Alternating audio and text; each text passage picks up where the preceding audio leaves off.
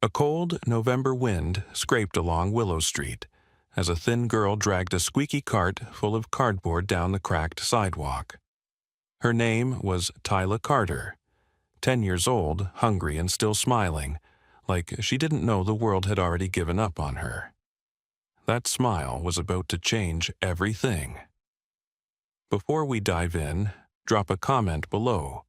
What would you do if you had just $1 left? Hold on to it or give it away. Stay tuned, because what this little girl does next will leave even a billionaire speechless. The morning sky hung low and gray over Seattle, the kind of sky that pressed on your chest. Tyla's jacket was too thin, her gloves frayed, but her eyes were bright, curious, searching. Beside her, her mother Nora pushed a strand of hair out of her tired face, the hospital badge on her coat still dangling from the night shift she hadn't quite recovered from. Every morning was the same ritual. Gather scraps, trade them in for a few dollars. Stretch those dollars into another day of rent, another lunch, another bit of hope. They reached the end of the block, where a man sat huddled on the sidewalk, his beard wild, his clothes layered like shields against the cold. His hands were cracked, his boots split open at the seams. He didn't raise a cup, didn't beg, just sat there with eyes so sharp they almost didn't belong to a man who'd lost everything. Tyla slowed the cart. The sound of metal wheels over pavement faded as her small hand tightened around the single crumpled dollar in her pocket. Her mother noticed and whispered, "Keep walking, honey." But Tyla hesitated. The man looked up, his voice low but clear. "Morning, miss." There was something strangely calm about him, like he was testing her without saying a word. Tyla glanced at her mother again, then took one step forward. "Are you hungry?" she asked. The man blinked, surprised. "I could use some breakfast." His voice carried a note of humility that felt real, not rehearsed. Without another thought, Tyla reached into her pocket and handed over the dollar. "It's all I've got," she said softly. "But you probably need it more." The man didn't take it right away. "Won't you need this for yourself?" he asked, his tone gentle but curious. Tyla shook her head. "My mom says we should help when we can. Even if it's small, it still counts." That simple line delivered without hesitation hit him harder than he expected. He accepted the dollar as if it were gold. "Thank you," he murmured. "You'd be surprised how rare that is." Nora placed a hand on her daughter's shoulder, pride and worry tangled together, then guided her onward toward the recycling center. The girl's laughter floated behind them, a small sound against the wind. The man watched them go until they turned the corner. Then he slowly stood, his eyes following the path they'd taken. The moment they disappeared, his entire posture changed. The slouch straightened. The fatigue in his eyes was replaced by focused precision. He pulled a phone from inside his coat, sleek, expensive, and spoke quietly into it. "Cancel the meeting," he said. "I found something, or someone." His name was Adrian Miles, founder and CEO of Miles Industries, a man whose face had been on magazine covers and business networks across the country. For the last week, he'd been living on the streets testing what he called the empathy experiment, a personal project to understand what generosity looked like when money wasn't part of the equation. He had met hundreds of people. Some avoided him. Some tossed coins without a glance, most simply walked by. But this little girl, this stranger with nothing, had done what wealth had never bought him, reminded him what grace felt like. Back in his penthouse suite on the top floor of Miles Tower, the shower's steam washed away the grime of the streets, but not the memory of the girl's voice. Adrian stood by the floor-to-ceiling window, the crumpled dollar bill drying on the marble counter beside him. He could buy anything, cars, companies, countries even, but he couldn't buy what that child had shown him in 10 seconds on a freezing street. He stared out over the city, his reflection a blur against the skyline. For years, he'd believed success meant control, efficiency, measurable outcomes. But standing there barefoot, wrapped in silence, he realized the world he'd built was missing its simplest piece, human connection. He called his attorney, Julian Cross, and said quietly, "Find out who she is. The girl. I want to know everything." 2 days later, a file landed on his desk. Tyla Carter, age 10. Julian read, lives with her mother, Nora Carter. Father left 4 years ago. They're 2 months behind on rent at Brookview Apartments. Nora works double shifts at St. Clair Medical Center. No immediate family support. Adrian's jaw tightened. "A single dollar," he whispered, staring at the photo clipped to the folder, a girl with windswept hair and bright, unguarded eyes. "She gave me her only dollar." Julian hesitated. "What would you like to do?" Adrian turned back toward the window, the dollar now pinned under a crystal paperweight. "I want to change her life," he said simply. "And maybe she'll change mine." Outside, the city hummed with routine indifference, unaware that one small act on a forgotten street had just altered the course of a billionaire's world.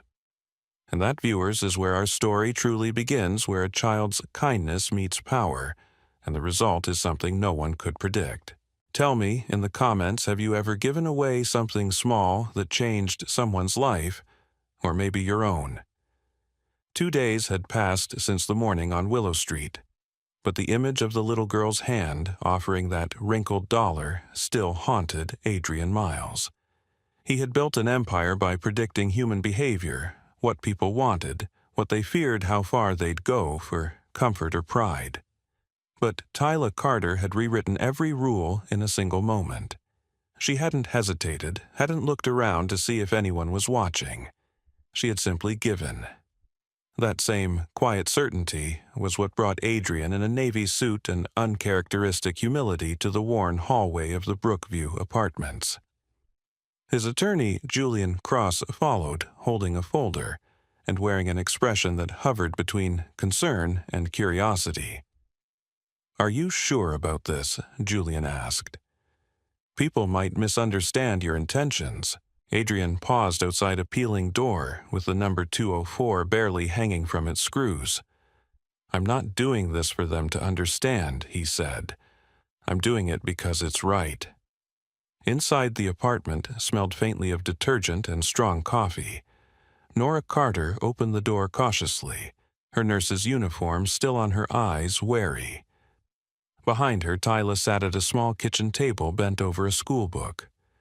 For a brief second she froze, recognizing the tall man from the street, the one who had looked hungry, lost, almost invisible. Now he stood in her doorway, looking like he'd stepped out of a magazine cover. "Mrs. Carter?" Julian began offering a business card. "My name is Julian Cross.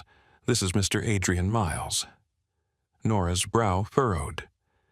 "The Adrian Miles?" she asked, almost whispering. The billionaire, Adrian, smiled faintly. "I suppose that's what the papers call me, but I'd rather you think of me as the man your daughter helped 2 days ago." Silence filled the room. Tyla looked up, her eyes widening.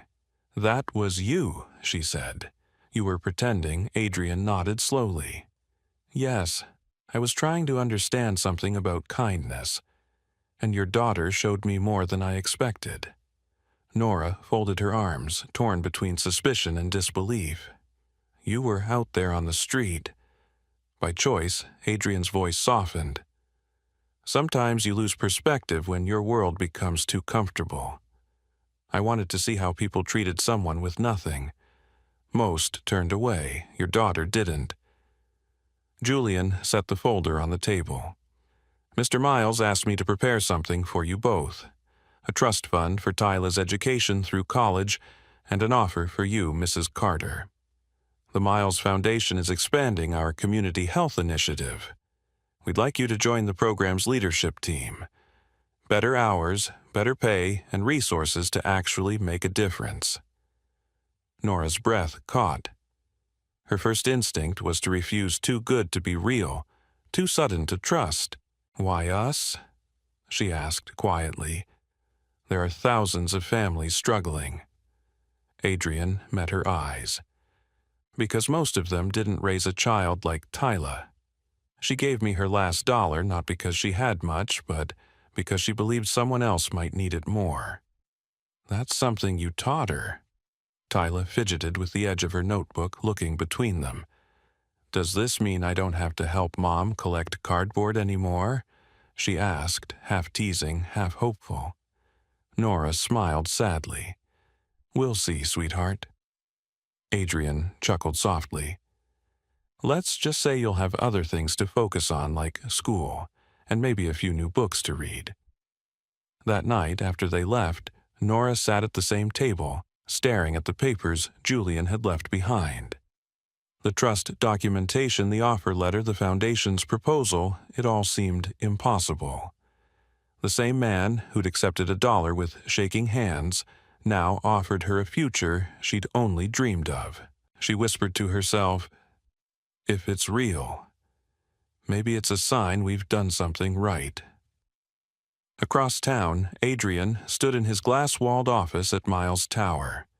The city sparkled beneath him, but his gaze drifted to the crumpled dollar framed on his desk. He had collected rare art antique watches and signed contracts worth billions, yet none of it felt as valuable as that single bill. It reminded him of something his late wife once said: "Kindness doesn't need witnesses to matter." For the first time in years, he felt something close to peace. The following week, Tyla walked through the gates of Ridgewood Academy. The red brick buildings and manicured lawns looked like another world compared to the cracked sidewalks of Willow Street. She clutched her new backpack with both hands, the tag from the scholarship tucked inside her name, printed in neat black letters, Miles Foundation Scholar. Nora walked beside her dressed neatly in her new work clothes, the exhaustion in her face replaced by something rare calm. They stopped in front of the main building where a man waited at the steps. Adrian Miles, no longer in disguise, smiled as they approached. "Welcome to Ridgewood," he said. Tyla tilted her head, half shy, half curious. "You didn't have to come," she said. "You're busy." "I wanted to," he replied. "Some moments are worth being there for." He knelt slightly so his eyes were level with hers. "You nervous a little," she admitted. "Everyone here looks like they already belong." Adrian's smile softened. "You belong because you earned it. Tyla, don't forget that." Nora extended her hand. "Thank you, Mr. Miles, but I want to be clear, this isn't charity. If I'm joining your foundation, I'm doing it because I can work, not because you feel sorry for us. That's exactly why I asked you," he said simply. "You don't need anyone's pity, you need opportunity. And frankly, so does this foundation." Their exchange carried a quiet respect, one born not from wealth or gratitude, but shared understanding.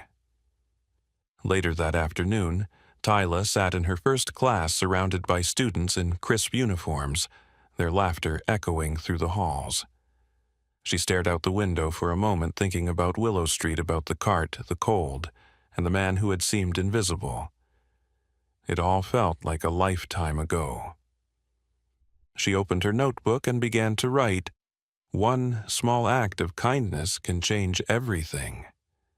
At that exact moment, several miles away, Adrian watched the city lights flicker on from his office. For years, his foundation had written checks and hosted galas, yet none of it had moved him the way one child's simple generosity had. For the first time, his wealth had found direction. Julian entered quietly. "Everything's in motion," he said. "The Carters are settled. The trust is active, and the new community health program starts next month." Adrian nodded, still staring at the skyline. "Good," he murmured. "Let's make sure they never have to worry again." Julian hesitated, then asked, "You think that little girl realizes what she's done?" Adrian smiled faintly. "Not yet, but one day she will." Outside, the rain began to fall over Seattle again, washing the streets clean. Somewhere in that gray city, a 10-year-old girl had turned a simple act into a miracle, and a man who had everything discovered what it truly meant to give. The rain had turned steady by the time Ryan Carter found himself parked across from Ridgewood Academy. He hadn't planned on staying long, just enough to see if the stories were true. Through the iron gates, he spotted her immediately. Tyla, his daughter, dressed in a crisp blue uniform that looked too fine for the life she'd once lived. Her hair was neatly braided, her laughter free. She looked older than the 6-year-old he'd walked out on 4 years ago, and beside her, Nora steady radiant in a way that unsettled him. Life had gone on without him, and by the looks of it, it had gotten better. He leaned back in his seat smirking. Well, he muttered. Looks like my family's moving up in the world. He didn't know much yet, only rumors picked up through a friend of a friend, something about a billionaire, a scholarship, and a foundation job. To Ryan, it sounded like luck finally knocking on his door, even if it wasn't his name on the mailbox. That evening, as Tyla sat at the kitchen counter doing homework, Nora stirred soup on the stove, humming softly. Their new apartment at Crestview Heights was small, but warm walls painted fresh books lined neatly on a shelf. When the knock came, Nora assumed it was a neighbor. Instead, she froze the moment she saw who stood on the other side. "Hello, Nora." Her breath caught. "Ryan." He smiled like nothing had happened. "You look good. The new place suits you." She didn't open the door fully. "What do you want, just to talk?" he said, leaning casually against the frame. "You going to make me stand out here like a stranger?" "That's what you are," she replied. But Tyla's voice called from behind her. "Mom, who is it?" Ryan's expression softened. "Hey, kiddo." Tyla appeared beside her mother, blinking in confusion. "Dad." The word felt strange, coming out of her mouth, part memory, part disbelief. Nora hesitated, then unlatched the chain. "You can come in," she said tightly, "for a few minutes." He stepped inside, looking around like a man appraising real estate. "You've done well," he said. "This place, it's different. Guess things turned around, huh?" Nora crossed her arms. "We managed." "Yeah, I can see that. Ridgewood Academy, right? That's a fancy school. And you're working for that foundation." "Miles something, it's called the Miles Foundation," she said evenly. Ryan smiled knowingly. Right. And the man behind it, Adrian Miles, the billionaire. He let the word linger like a provocation. "You must have impressed him." Nora's eyes narrowed. "Don't start Ryan. He helped because of Tyla, not me." Tyla looked between them uneasy. "Dad, how did you find us?" He shrugged. "World's smaller than you think. I just wanted to see my family again." Nora's voice dropped. "Family? You disappeared for 4 years. No calls, no letters, no child support." Ryan's smile faltered for the first time. "I made mistakes, okay, but people change. People like you don't change overnight," she said. For a moment, his charm cracked. "I'm still her father," he snapped, gesturing toward Tyla. "And I've got a right to see her." "That's not how rights work," Nora replied coldly. "Not after what you did." Before the tension could thicken, Tyla whispered, "Mom, it's okay. Maybe he really just wants to talk." Her voice trembled, and Nora felt her resolve waver. She'd raised Tyla to believe in second chances even when the world didn't deserve them. Ryan softened his tone again. "That's all I'm asking. A chance to talk." Nora relented. 1 hour. Public place. The next afternoon he met Tyla outside Ridgewood. She looked cautious but hopeful. He bought her ice cream, asked about her classes, told her she was smart like her mother. He laughed easily, but Tyla noticed the cracks, the way his hands trembled slightly when he reached for his coffee, the faint smell of cheap whiskey on his coat. Still, she wanted to believe. When she got home, Nora listened quietly as Tyla described the meeting. He said he's changed, the girl finished. He wants to be around more. Nora hid her concern behind a smile. We'll see, sweetheart. That night, after Tyla went to bed, Nora called Julian Cross. He's back, she said simply. Julian didn't sound surprised. Ryan Carter. We ran a background check after he started asking around. He's deep in debt, owes money to people you don't want knocking at your door. Nora's stomach dropped. So that's why he's here, most likely, Julian said. Adrian should know. The following morning in his office, Adrian listened quietly as Nora explained. His expression remained calm, but his jaw tightened. He's looking for money, he said flatly. He's looking for leverage, Nora corrected. He mentioned you. He knows who you are. Adrian exhaled, turning toward the window. We'll handle it. He's still her father, Nora said, almost defensively. I don't want this to turn into a spectacle. Adrian met her eyes. It won't, but you need to protect her. He's not here because of love, Nora. He's here because he sees value. A few days later, Ryan showed up again, this time uninvited. He waited outside Nora's workplace, catching her as she left. Don't walk away, he said quickly. I'm not the bad guy here. She turned sharply. You abandoned us. You don't get to rewrite that. I'm just asking for what's fair, he said. You and the girl are living good now, thanks to that rich guy. I'm not asking for much, just a little help to get back on my feet. That's not your money, she snapped. He lowered his voice. Maybe not. But if I file for shared custody, the court might see it differently, especially if it looks like this billionaire's been playing savior with another man's kid. Nora froze. You wouldn't. I would, he said, unless we can find an arrangement. She stared at him, realizing the trap he'd set. You're blackmailing me? Call it what you want, he said with a shrug. I just want my share. When she got home that night, Tyla was already there working on a science project. Nora watched her daughter's small hands carefully gluing paper to cardboard and felt her chest tighten. How could someone see this child, this kind, brilliant girl, and still think in terms of profit?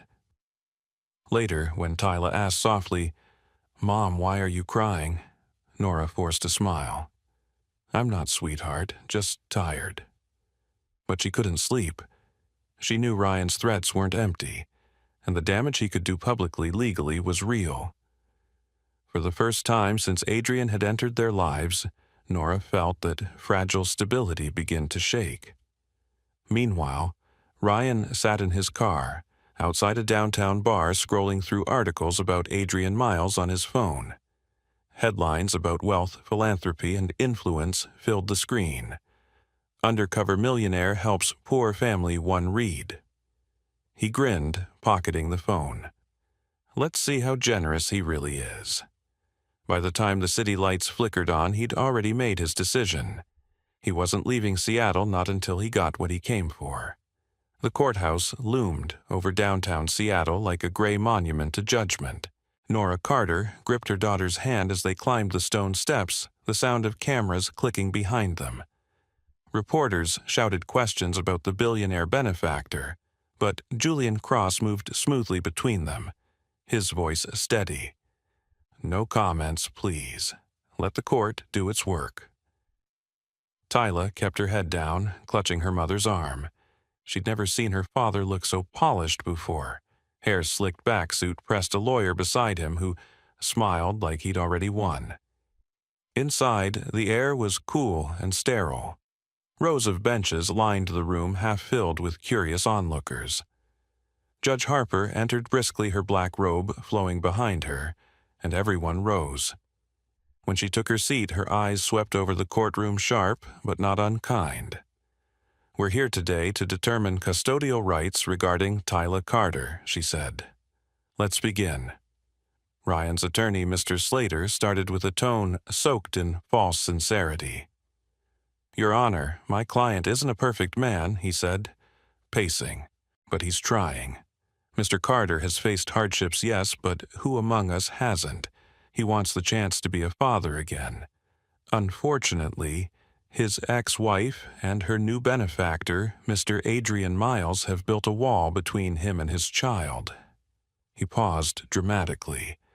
"A billionaire involving himself in another man's family, does that sound appropriate to you?" Nora felt her face flush. She wanted to speak to correct him, but Julian placed a gentle hand on her wrist. "Wait," he whispered. "He's laying the stage. We'll take it apart piece by piece." Mr. Slater continued painting a picture of Ryan as a reformed man. He's secured temporary work, attends counseling, and only seeks shared custody, not money. He turned toward Nora and Adrian. "It's not about wealth, it's about love." When Julian rose to respond, the shift in the room was almost physical. His tone was quiet, deliberate, confident. "Your Honor," he began, "we're not here to punish mistakes, but we cannot ignore patterns. Mr. Carter didn't lose contact with his daughter by accident." He walked away. 4 years, no calls, no letters, no child support. Now that Nora Carter and Tyla are stable, he reappears, asking for fairness. Fairness, to whom he paused, then looked directly at the judge. "This case isn't about love. It's about leverage." He called Nora to the stand first. She testified simply with dignity. "I never wanted to shut Ryan out," she said. "I just stopped waiting for him to come back. When I was working double shifts, when Tyla had fevers, when the rent was late, he wasn't there." Mr. Slater stood for cross-examination, his tone oily but polite. "Mrs. Carter, you've recently taken a position at the Miles Foundation. Correct your employer." "Mr. Miles is sitting right there." "Yes," Nora replied. "And he also provides financial assistance for your daughter's schooling." "Yes, but, so it's fair to say your family's well-being now depends on this man." Julian objected instantly. "Irrelevant and misleading. Mr. Miles's assistance is philanthropic, not paternal." Judge Harper nodded. "Sustained. Mr. Slater, watch your framing." He smiled tightly and sat down. The implication, however, hung in the air like smoke. Next came Adrian Miles. He walked to the stand with calm precision, but Nora could see the tension in his jaw. Slater wasted no time. "Mr. Miles, you're a wealthy man.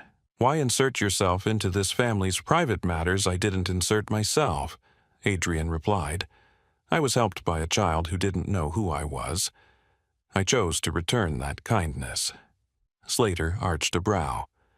Some would call that grooming loyalty. The courtroom stirred. Adrian's voice hardened. "Kindness doesn't require motive, counselor. Maybe that's hard for you to understand." Judge Harper rapped her gavel once. "Gentlemen, keep it civil." When Julian cross-examined Ryan, his tone was surgical. "Mr. Carter, you claim you want to rebuild your relationship with your daughter. Can you explain why you made no financial contributions for her care these past 4 years?" Ryan shifted uncomfortably. "I wasn't in a position to help. And yet, Julian, continued records show you maintained a vehicle, spent money at casinos, and took several trips out of state during that same time." Ryan glared at him. "I'm trying to do better now." Julian nodded slowly. "Only after learning that your daughter's life had improved through Mr. Miles's support." Coincidence. Ryan's silence was answer enough. Then came the surprise witness. Julian rose. "Your Honor, we'd like to call Diana Porter." The doors opened, and a woman in a navy suit entered, her heels clicking sharply against the floor. Ryan paled. "Objection," his lawyer hissed. "This witness wasn't disclosed. Overruled," Judge Harper said. "Proceed." Diana took the stand, her voice steady. "I dated Ryan Carter last year. When he found out his ex-wife was connected to a billionaire, he said, and I quote, 'I'm about to cash in on my kid's lucky break.'" The room fell silent. Ryan slammed his hand on the table. "She's lying." Judge Harper fixed him with a glare. "You'll sit down, Mr. Carter." Julian approached the bench calmly. "Your Honor, that statement aligns with recorded messages my office obtained voicemails where Mr. Carter discusses demanding money in exchange for dropping a custody claim." He placed a small flash drive on the table. "Submitted into evidence." Ryan's attorney looked deflated, whispering rapidly, but the damage was done. After hours of testimony, Judge Harper called a recess. Nora sat beside Tyla in the hallway, her daughter's small hand folded into hers. "It's almost over," she whispered, though her heart pounded in her chest. When court reconvened, the judge's expression was measured unreadable. "I've reviewed the testimony and evidence," she began. "Mr. Carter, I believe your interest in this case is motivated by financial gain, not paternal love. Your recent behavior undermines any claim of sincerity. Custody will remain solely with Mrs. Carter." Ryan slumped back his lawyer, already whispering about appeals he wouldn't be able to afford. The judge continued. "Furthermore, any contact with Tyla Carter will require court approval and counseling supervision. This court will not allow a child to be used as currency." Nora exhaled, trembling. Julian closed his folder with quiet finality. As they left the courthouse, the crowd waited again, reporters shouting questions, cameras flashing. Tyla looked up at her mother, then at Adrian, walking beside them, steady as ever. "Does this mean it's really over?" she asked. Nora knelt, brushing a strand of hair from her daughter's face. "Yes, sweetheart, it's over."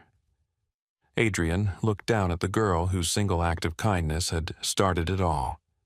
"Sometimes truth takes a fight," he said softly, "but it's always worth it." Tyla nodded, gripping his hand. Together they stepped through the courthouse doors into the bright Seattle afternoon, the first warmth of sunlight breaking through the clouds. Spring came early that year, the kind that washed away months of gray, and left the city smelling like rain and new beginnings. 2 years had passed since the trial, and Seattle had slowly become a place of peace for the Carters. Tyla was 12 now, taller, her confidence blooming with each day. The little girl who once dragged a cart of cardboard down Willow Street now stood behind a podium, her voice carrying across the crowded hall of Ridgewood Academy's auditorium. 2 years ago, she began, "I gave my last dollar to a stranger. I thought it was just a small thing, but it turned out to be the beginning of everything." Her voice wavered only slightly before finding its rhythm. "That moment didn't change our lives because of money. It changed us because kindness did what money never could. It connected people who had no reason to cross paths." The audience listened closely. Parents, teachers, city officials, reporters.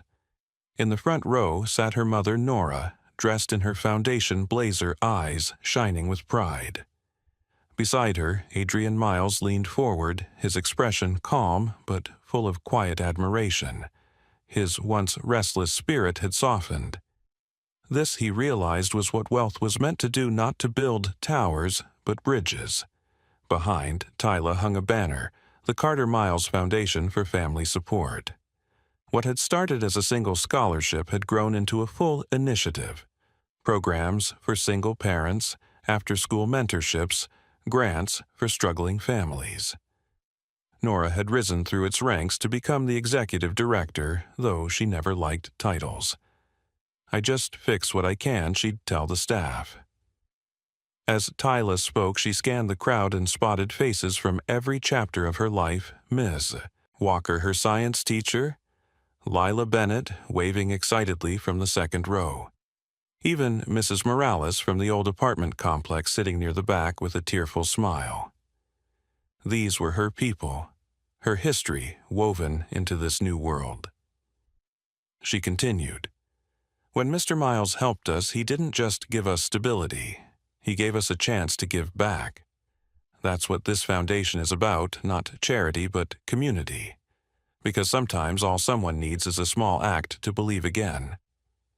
Her words landed with a weight far beyond her years. When the applause began, it wasn't the polite kind, it was long heartfelt, the kind that left a lump in every throat. After the ceremony, the lobby buzzed with conversations. Reporters wanted quotes, donors wanted introductions, but Tyla slipped away to the courtyard, breathing in the crisp air. She turned when she heard footsteps behind her. "You handled that like a pro," Adrian said. Tyla smiled. "You think so, I know," so he said, leaning on the railing beside her. "You spoke from the heart. That's something money can't rehearse." She looked up at him. "Do you ever think about that day on Willow Street all the time?" he admitted. "That moment changed how I see everything. You gave me more than $1, Tyla. You gave me purpose." She laughed softly. "And you gave me a chance." He nodded. "That's how it works. One act passes to the next. It keeps going." Inside, Nora joined them, her expression relaxed in a way Adrian had rarely seen before. "I was proud of you both today," she said. "You've turned something simple into something lasting." Tyla grinned. "It's not over, Mom. This is just the start." Adrian looked at them, the mother and daughter whose courage had rebuilt his faith in people, and felt something he hadn't known he was missing. A sense of belonging. Not the kind written in legal papers or financial statements, but the quiet human kind that can't be bought or earned. Later that evening, the three of them stood together for a photograph. Nora's arm rested around Tyla's shoulders.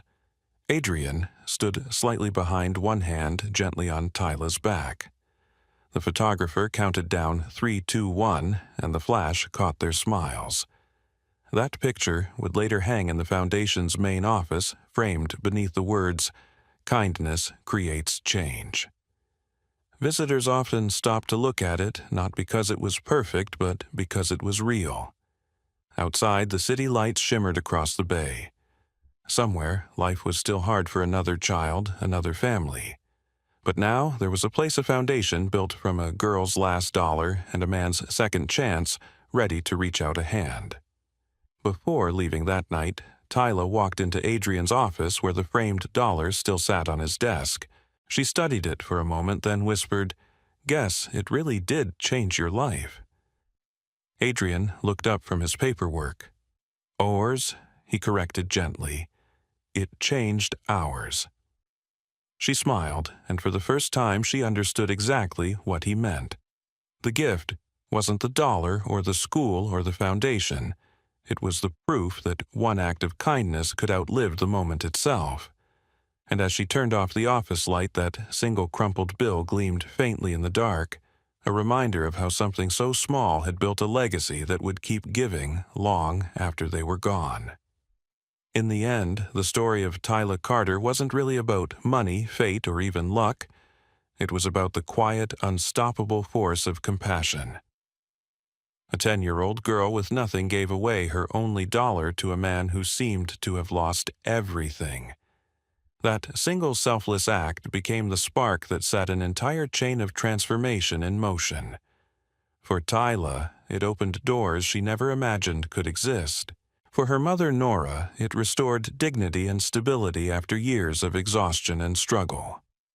And for Adrian Miles, the billionaire who thought he'd seen the world from every angle, it became the moment that gave meaning to a life filled with success but empty of connection. What started on a cold street in Seattle grew into something far greater. Adrian's wealth built foundations and programs, but it was Tyla's heart that gave them purpose. Nora's resilience turned a handout into opportunity, and together they built something that no amount of money could buy, a legacy of hope. The girl who once collected scraps now stood as a voice for families like hers, proving that compassion doesn't belong to the rich or the powerful. It belongs to anyone brave enough to act when no one else does. Their journey was never about perfection. It had pain, betrayal, doubt, and fear. Ryan Carter's return reminded everyone that kindness can be tested, manipulated, even used as a weapon. But it also showed that truth, when faced head-on, has its own kind of power. Through every courtroom argument, every sleepless night, and every tear shed, Tyla learned that real strength doesn't come from fighting alone, it comes from standing with those who believe in you. Years later, when the Carter Miles Foundation grew into a movement that touched thousands of families, people often asked Adrian how it all began. He would smile and point to the framed dollar on his desk. That, he'd say, is the most valuable investment I ever made. But he knew the truth. It wasn't the dollar that mattered, it was the courage behind it. And that's where the real lesson lies. In a world that often rewards greed over generosity, it's easy to believe small kindnesses don't matter. But they do. Every genuine act of compassion, no matter how small, plants a seed that can outgrow the harshest soil. Maybe it doesn't change the world overnight, but it changes someone's world. And sometimes that's enough to start everything else. We live in times where division, fear, and cynicism feel louder than kindness. Yet Tyla's story reminds us that hope isn't found in grand gestures, it's found in moments of quiet decency. It's the smile you offer a stranger, the meal you share, the small sacrifice that says, "I see you." That's how change begins, not in boardrooms or headlines, but in the hearts of people who still believe that one good deed can ripple outward endlessly. So as you leave this story, ask yourself, what can you give today? Not because you have plenty, but because you know what it's like to need. Maybe it's time, maybe it's forgiveness, maybe it's a single dollar. Whatever it is, give it freely. You never know whose life or whose heart it might transform. If this story touched you, if it reminded you that kindness still matters, then take a second to support our channel. Subscribe. Leave a comment, share it with someone who needs hope today. Because every view, every share, every message keeps this mission alive to tell stories that remind us of the good that still exists.